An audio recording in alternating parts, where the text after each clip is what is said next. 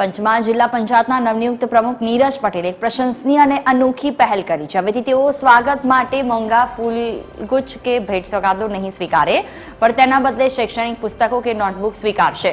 આ એકત્રિત થયેલા પુસ્તકો જરૂરિયાતમંદ વિદ્યાર્થીઓને વિતરણ કરવામાં આવશે। આ ઉપરાંત પ્રમુખ દર સોમવારે ગુરુવારે સવારે 11 થી સાંજે 5 વાગ્યા સુધી ગોધરા જિલ્લા પંચાયત કાર્યાલયમાં લોક ફરિયાદ સાંભળવા હાજર રહેશે। તેમણે નાગરિકોને આ સેવા કાર્યમાં જોડાવા માટે સીધી અપીલ કરી છે।